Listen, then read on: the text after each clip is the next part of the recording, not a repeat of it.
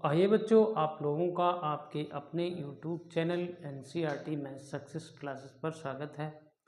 तो देखिए बच्चों, सभी लोगों को नमस्कार।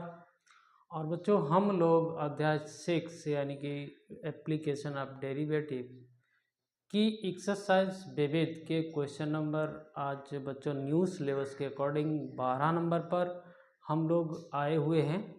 उसे क्वेश्चन को समझने के लिए बच्चों आपको पूरा अवकलन का टॉपिक थोड़ा बहुत तो आना ही चाहिए, जिससे कि अवकलन के अनुप्रयोग चैप्टर के लिए ज़रूरी भी है। तो चूंकि हम लोग विविध एक्सरसाइज पर हैं, बिल्कुल अंतिम सवालों पर हैं बच्चों, इनको आप एक बार माइंड से समझिए, दिमाग लगा के समझिए, तो आपको ये क्वेश्चन एकदम समझ में आ जाएंगे, कोई दिक्कत नहीं होगी। और हम आपको समझाने का पूरा प्रयास कर ही रहे हैं। आप वीडियो को अंत तक देखिए और हमारे चैनल को सब्सक्राइब कीजिए। तो पहले हम लोग क्वेश्चन को पढ़ लेते हैं, फिर उसके बाद में उसे समझने का प्रयास करेंगे। तो देखते हैं बच्चों, क्वेश्चन बहुत अच्छा क्वेश्चन है, ये एकदम बहुत ही बेस्ट क्वेश्चन है इस एक्सरसाइज का, तो ज़रूर समझें। आइए बच्चों, तो चैप्टर नंबर 6 है एप्लीकेशन ऑफ डेरिवेटिव, मतलब अवकलज के अनुप्रयोग। चैप्टर का नाम है, एक्सरसाइज विविध है, कक्षा 12 है, NCERT मैथ है और न्यू सिलेबस बिल्कुल एकदम कहना चाहिए बहुत कम हो गया है सिलेबस, उसी के अनुसार आपको पढ़ना है। तो कम हो गया फिर तो अच्छे ढंग से पढ़िए, इसमें टेंशन लेने की कोई बात ही नहीं है।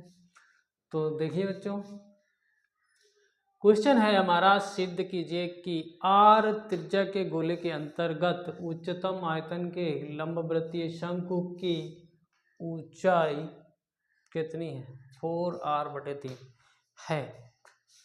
तो देखिए बच्चों, इसमें एक बात तो निश्चित होती है, जो चीज़ हमें दी रही होती है तो वो कांस्टेंट होती है। जैसे कि यहाँ पर लिखा गया है, सिद्ध कीजिए कि आर त्रिज्या के गोले के अंतर्गत एक फिक्स त्रिज्या है जो कि आर है, फिक्स्ड गोला है। तो थोड़ा सा चित्र के माध्यम से हम लोग समझने का प्रयास करेंगे। हालांकि ज़रूरी होता है चित्र बनाना, उससे कुछ चीज़ें क्लियर हो जाती हैं। तो देखते हैं बच्चों, एक गोला बनाएंगे। चलिए, आपने एक गोला बना लिया, आप भी बनाइए। अच्छा ना बने कोई भी दिक्कत नहीं भाई, कोई दिक्कत नहीं। इस गोले के अंतर्गत ये आर त्रिज्या का गोला है, सीधी सी बात है, और स्मॉल आर दिया गया है सवाल में, कैपिटल आर, बहुत से सवालों में कैपिटल आर दिया होता है, यहाँ पर अब बच्चों स्मॉल आर दिया गया, तो उसी तरीके से हम लोग यूज करेंगे। इसके अंतर्गत एक उच्चतम आयतन का लंबवृत्तीय शंकु, इसके अंदर हमें एक ऐसा बड़े से बड़ा शंकु लेना है। तो शंकु के बारे में आप लोग थोड़ा बहुत तो जानते ही होंगे, अब नहीं जानते हैं तो भी जान जाएंगे, ठीक है।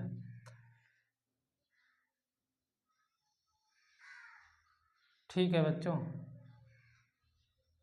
अब मान लीजिए बच्चों यही हमारा शंकु है, ये इसकी ये ऊंचाई है बच्चों इतनी, ठीक है, समझ रहे हैं। और कहीं ना कहीं हमारे गोले का जो बच्चों सेंटर, केंद्र बिंदु भी यहीं कहीं है। ये सपोज कर लिया हमने, ये हमारा केंद्र बिंदु O है, ठीक है बच्चों। अच्छा, थोड़ा समझने वाली बात है, ज़्यादा चक्कर में नहीं पड़ना है आपको, अच्छा ना बने तो भी कोई दिक्कत नहीं। अब बच्चों जो ये गोला दिया है इन्होंने, इसकी त्रिज्या बच्चों हम लोगों को आर बताई है, कितनी बताई है? आर, यानी कि आप समझिए ये स्मॉल आर त्रिज्या है। नहीं बनता है, अच्छा कोई दिक्कत नहीं, आर नहीं बन पा रहा है। और बच्चों देखिए, यहाँ से ये जो त्रिज्या है ये भी तो स्मॉल आर ही होगी भाई, यहाँ से यहाँ भी तो स्मॉल आर ही होगी ये, ठीक है, ये इतना समझिए। और सपोज दैट ये शीर्ष बिंदु हमने ए मान लिया, ये बी मान लिया, ये सी मान लिया, ये डी मान लिया, ठीक है। अपनी सुविधा के अनुसार आप कुछ भी नाम दे सकते हैं, ठीक है। अब बच्चों इसी शंकु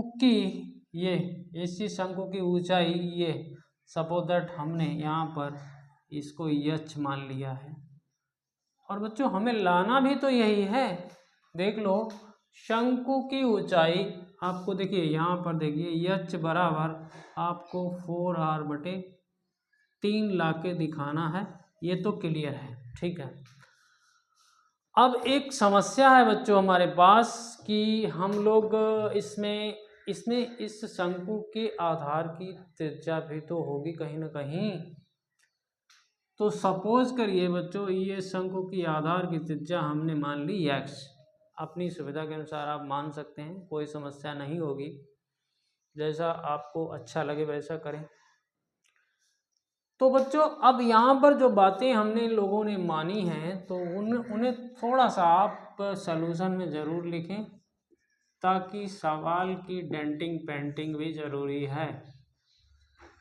तो देखिए बच्चों हम लोगों ने माना त्रिज्या r, त्रिज्या r का गोला है जिसका केंद्र बिंदु O है, ठीक है, ऐसा हम लोगों ने लिख लिया है। समझ रहे ना मेरी बात? चलिए इसके अंतर्गत हमने एक शंकु लिया, अंतर्गत शंकु की जो हम लोगों ने मानी है ऊंचाई h व त्रिज्या x है, ठीक है बच्चों। और बच्चों हमें करना क्या है, ये भी तो प्रॉब्लम वाली बात है। हमें बच्चों अंतर्गत उच्चतम आयतन के लंबवृत्तीय शंकु की ऊंचाई, मतलब देखिए बच्चों लंबवृत्तीय शंकु जो है उसके आयतन को हमें उच्चतम करना है, यानी कि उसको ही मैक्सिमाइज करना है, सीधी सी बात है। तो लिखेंगे लंब वृत्तीय शंकु का आयतन बच्चों देखिए v मान लेते हैं, और कितना हो जाएगा 1/3 पाई r² h होता है, फार्मूला जानते हैं, 1/3 पाई x² h हो जाएगा। समझो मेरी बात, हमने यहाँ पर इसको x मान लिया है तो इस यहाँ पर x कर दिया। अब क्या करोगे, ठीक है बच्चों, अब क्या करोगे, ठीक है, कैसे क्या करें, ये तो बात तो कुछ समझ में आई होगी आप लोगों के, यहाँ तक तो समझ में आ गया होगा। तो बच्चों देखिए अब हम क्या करें, देखिए थोड़ा सा समझने का प्रयास करिए। अगर हम लोग ऐसा कर लें भाई, यहाँ से अगर ये दूरी प्राप्त कर लें, ये वाली दूरी, ये वाली, तो देखिए यहाँ पर हम लोग बच्चों ऐसा कर सकते हैं, इसमें इसको समकोण त्रिभुज मान लीजिए आप, ये हमारा समकोण त्रिभुज है, ठीक है, ये हमारा क्या है, समकोण त्रिभुज है। ये देखिए समस्या क्या है कि x भी वेरिएबल है और h भी वेरिएबल है, तो अब अकलन तो करना है, लेकिन किसके सापेक्ष करें, x के या फिर h के। तो किसी न किसी तरीके से पूरा सिस्टम या तो h में हो जाए या फिर टोटल x में हो जाए, तभी हम लोग यहाँ अवकलन कर सकते हैं। तो यही समस्या है। तो देखिए बच्चों इतनी टोटल, ये देखिए टोटल जो यहाँ से यहाँ तक, यहाँ से यहाँ तक जो है ये टोटल h है, ठीक है। तो अगर हम लोग इसको निकालना चाहें, इतने को, ठीक है, इतने को अगर निकालना चाहें, मतलब हम कह सकते हैं कि OD अगर निकालना चाहें बच्चों देखिए, समझिए मेरी बात को। तो ये एच माइनस आर हो जाएगा, ठीक है। देख लो, टोटल दूरी एच है, उसमें से आर निकाल दिया तो एच माइनस आर हो गया। और बच्चों सी डी हमारे पास हमने जो मानी है एक्स है, समझना मेरी बात को। और बच्चों हमारे पास कर्ण जो है ओ सी बराबर आर है, ये भी तक जा रही है।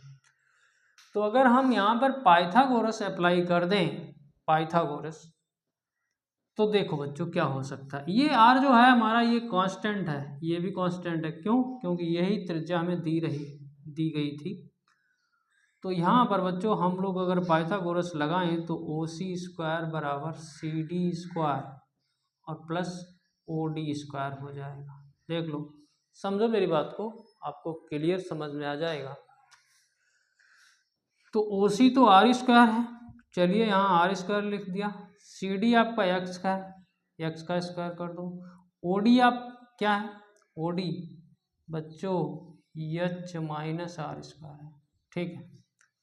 अब हम लोग चाह रहे हैं यार ऐसा कर लें, एक्स स्क्वायर का मान निकाल लें किसी न किसी तरीके से और यहाँ रख दें, तो पूरा जो हमारा यहाँ फंक्शन है वो कहीं न कहीं एच के वेरिएबल में हो जाएगा, जिसमें आर भी यूज होगा, स्मॉल आर जो कि कांस्टेंट है। तो देखिए बच्चों, तो यहाँ से हम लोग अगर इस एक्स स्क्वायर को निकालना चाहेंगे तो इस वाले टर्म को इधर घटाएंगे, तो ये हो जाएगा एक्स स्क्वायर बराबर R square minus H minus R का स्क्वायर हो जाएगा। देख लो भाई, इसको निकाल रहे हैं तो इसको यहाँ से घटाना होगा, तो थोड़ा सा हमने डायरेक्ट कर दिया है। थोड़ी सी इसकी कैलकुलेशन अगर करने चलें तो ये हो जाएगा आर स्क्वायर, यहाँ से ये हो जाएगा एच स्क्वायर, ये हो जाएगा आर स्क्वायर माइनस 2HR हो जाएगा। देख लो भैया, दिख रहा है कि नहीं दिख रहा है? चलो यहाँ पर देख लेते हैं, यहाँ एक्स स्क्वायर। अब देखो बच्चों, ये आर स्क्वायर पहले से है, चलिए आर स्क्वायर है, माइनस का एच स्क्वायर हो जाएगा, माइनस का आर स्क्वायर हो जाएगा, ठीक है, और प्लस का 2HR, ये इससे कैंसिल हो गया, ठीक है। समझ गए ना? ये एक्स स्क्वायर बराबर आ गया है 2HR माइनस एच स्क्वायर, ये समझना था आपको। तो अब हम लोग अपना काम चला ले जाएंगे, 1/3 पाई एच को यहीं रहने दीजिए, एक्स स्क्वायर की जगह हम लोग रख सकते हैं 2HR माइनस एच स्क्वायर। देखिए बच्चों, अब ये हमारा v है, अरे भाई क्या है, v है, ठीक है। अब समझ में आई बात मेरी? ठीक है, इसका गुणा कर दो, 1/3 पाई को बाहर रहने दो, तो ये हो गया 2h स्क्वायर आर और ये हो गया h की घात 3। ठीक है बच्चों, ये समझ में आ गया होगा आपके, अगर समझा होगा तो आ गया होगा, नहीं तो फिर कुछ नहीं। तो बच्चों अब हम लोग देखिए, यहाँ r तो आया है लेकिन वो कांस्टेंट की तरह कार्य करेगा, h के सापेक्ष अवकलन कर सकते हैं। तो dv अपॉन dh 1/3 पाई, छोड़िए इसको, यहाँ पर देखिए 2 आगे आ जाएगा, 4h इंटू आर, यहाँ पर 3h स्क्वायर हो जाएगा। देखिए अवकलन करना आपको आता ही होगा, घात आगे आएगी, इसमें घात 1 घट जाएगी, घात आगे आएगी, तो ये हो गया। अब बच्चों उच्चतम और निम्नतम के लिए, उच्चतम और निम्नतम के लिए dv upon dh equal to 0 लेना है आपको। तो हालांकि इसका दोबारा से भी हमें अवकलन करना होगा, तो यहाँ हमने dv अपॉन, और इसको रख दो सीधा डायरेक्ट, 1/3 पाई 4h r minus 3h square बराबर 0। देख रहे हो ना? इसको छोड़िए, h कॉमन करके छोड़ दीजिए, 1/3 पाई h, यहाँ हो गया 4r माइनस 3, h कॉमन हो गया ना, तो एच हो गया। ठीक है, समझ रहे ना मेरी बात, ये हो गया 0।